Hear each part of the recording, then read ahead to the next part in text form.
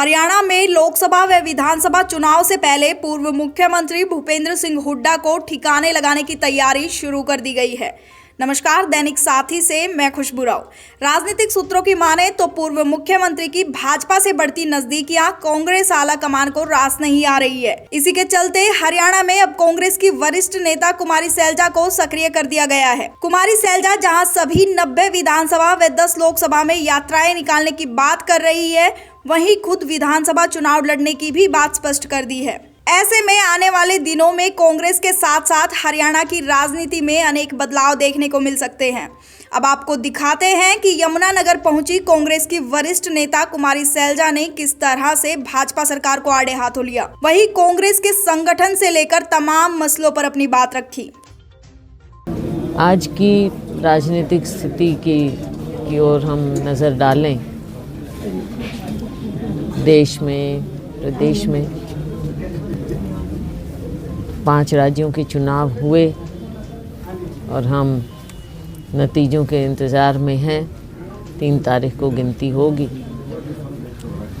उससे पहले तेलंगाना का भी मतदान हो रहा है। हमें पूरा विश्वास है कि देश के हालात को देखते हुए बेहतर बनाने के लिए लोगों की नज़र कांग्रेस पार्टी की ओर है। और इन 5 राज्यों के चुनावों में भी आपने देखा कि विकल्प के रूप में कांग्रेस पार्टी ही आगे है। लोगों का विश्वास, लोगों का भरोसा कांग्रेस पार्टी पर है। राहुल जी की पदयात्रा, एक माहौल तैयार हुआ और अब चाहे संसद में हो, बाहर हो, हमारे राष्ट्रीय अध्यक्ष मल्लिकार्जुन जी खड़गे भी और हमारे बाकी सभी नेता, प्रियंका जी और सभी नेता, स्थानीय नेता, राष्ट्रीय नेता सब मिलकर काम कर रहे हैं, लोगों का विश्वास जीत रहे हैं। आने वाले समय में कांग्रेस पार्टी ही विकल्प के रूप में उभर कर आगे आएगी और इन 5 राज्यों में कांग्रेस पार्टी की जीत होगी। मैम, अगले साल में तो हमारी एमएलए हैं, लेकिन मैंने ये ज़रूर कहा कि उससे पहले लोकसभा चुनाव है, वो फैसला हमारी हाईकमांड करेगी और उसके बाद विधानसभा चुनाव है। मैंने इच्छा जाहिर की है कि मैं विधानसभा चुनाव भी इस बार लड़ूं और हाईकमांड उसका भी फैसला करेगी। अपनी इच्छा मैंने जाहिर की। अगर आप नहीं है कुछ जगह ऐसा कुछ नहीं है, कई जगह हैं, तो कहीं भी जहां भी पार्टी फैसला करेगी वहां से चुनाव लड़ लेंगे। शराब का जो हाल किया है और अभी भी जो एक कांड हुआ हमारे ही यहाँ, ये भारतीय जनता पार्टी जज्बा का टोटल फेलियर। प्रशासन किस तरह से नाकाम रहा, किस तरह से उनके नाक के नीचे इतना कुछ होता रहा। अब इन चीज़ों को देखते हुए आगे की जब वो बात करते हैं कि चुनाव में ऐसा हो, तो इसका मतलब कहीं ना कहीं ये अपने नाकामियों को मान रहे। हाँ, और नशे की जो बात है, ये हमारी पूरी पीढ़ी को, आगे की नस्ल को बिल्कुल ख़त्म करती जा रही है। इसमें भी मुझे बताइए कि प्रशासन और राज्य सरकार का कहीं आपको नाकामी नज़र नहीं आ रही? अगर ये चाहें, इतनी करप्शन फैली हुई है, ये उसी का हिस्सा है कि पहले अगर ऐसा हुआ होता और उसके ऊपर आप लोगों ने, किसी ने भी कुछ कहा होता तो उनको क्यों करते? पहले आई नहीं बात कभी, और जब आई तो तुरंत उस पर एक्शन हुआ। और ये कभी कोई नहीं कह सकता कि पार्टी ने उसको की प्रोटेक्शन दी हो ऐसे कामों में।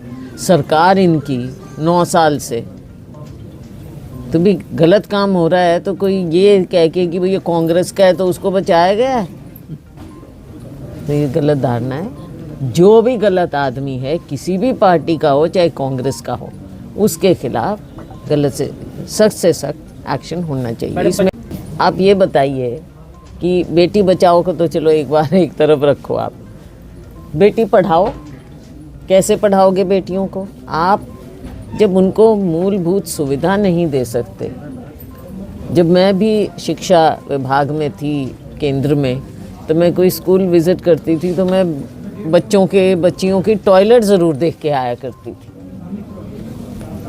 बच्चियों को हाइजीन, पर्सनल हाइजीन, वैसे भी सेफ्टी के हिसाब से भी हर तरह से अगर आप पढ़ाई के लिए लाना चाह रहे हैं स्कूल में, तो इन सब चीज़ों का ध्यान देना पड़ेगा। दुख की बात यह है कि सरकार इस चीज़ को नहीं देखती और कोर्ट को कहना पड़ता है। सरकार क्यों नहीं देखती? क्या केवल ये जो दीवारों पर पुताई करने के लिए? बेटी बचाओ बेटी पढ़ाओ दिखावा है, हर तरह से स्लोगन है। ये भारतीय जनता पार्टी के जुमलों में ही एक जुमला है, स्लोगन के अलावा कुछ नहीं है। और बेटियों को अगर सच्चे मायने में आपकी कमिटमेंट है बेटियों के प्रति, तो आपको इन चीज़ों का पहले ही ध्यान देना चाहिए। अगर शिक्षा सही ढंग से नहीं होगी बच्चियों की और सिर्फ कहते रहेंगे कि स्कूल में भेजो, उनकी सेफ्टी, उनकी पर्सनल हाइजीन, ये मुद्दे हैं जिन पर सरकार को खुद ही ध्यान देना चाहिए। और हम चाहेंगे आने वाले समय में हम भी ये वायदा करते हैं कि हम हरियाणा में भी KG to PG फ्री करें, केवल लड़कियों की नहीं, सबकी शिक्षा, ताकि जो सरकारी स्कूलों में, कॉलेजेस में जो जाते हैं तो सरकारी इंस्टीट्यूशंस में बच्चों की पढ़ाई फ्री हो ताकि बच्चे आगे बढ़ें। कांग्रेस 36 बिरादरी की पार्टी है और अगर लोगों को बांटने की बात की है, वो केवल भारतीय जनता पार्टी, केवल और केवल भारतीय जनता पार्टी की नीति है, लोगों को बांटने की, धर्म के नाम पर और जाति के नाम पर। और हम आने वाले समय में इन नीतियों को कांग्रेस पार्टी के आगे जब टाइम आएगा, हम और बातें आपके सामने रखेंगे। हम यात्रा करेंगे पूरे हरियाणा में और उस यात्रा के तहत हम राहुल जी का और खड़गे जी का संदेश जन जन तक लेकर जाएंगे। लोकसभा चुनाव आ रहा है।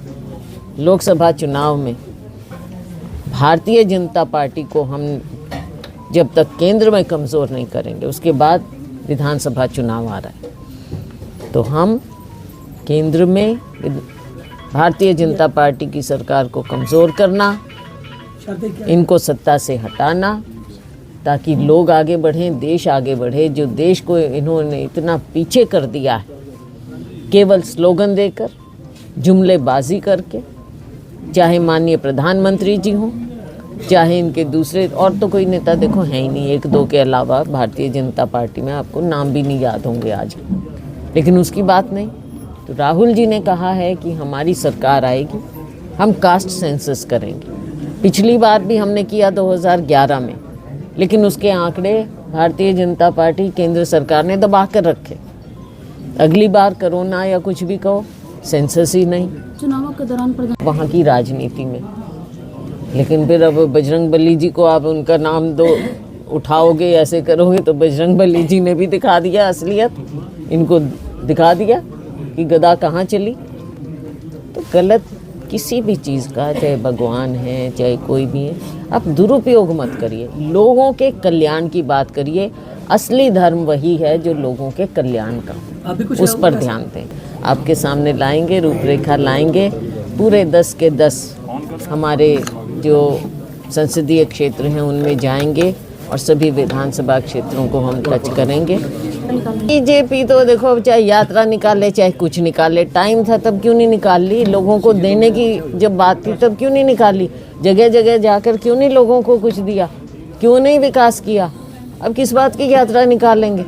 यात्रा निकालेंगे तो लोगों का सामना कर लेंगे, जहाँ जाते हैं लोग बता देते हैं इनको क्या यात्रा है। हरियाणा के मुख्यमंत्री कर चुके हैं, लाखों, 4 लाख से ज़्यादा पे पहुँच गए हैं हम, और वो पैसा जा कहाँ रहा है ये किसी को समझ नहीं आ रहा। लोगों की जेबों में भी डाका डल रहा है, राज्य का खजाना भी ख़त्म हो रहा है, कर्जवान बना दिया है राज्य को, और पता नहीं कहाँ लेके जाएंगे। जल्दी छुटकारा मिले हरियाणा की जनता को इस सरकार से।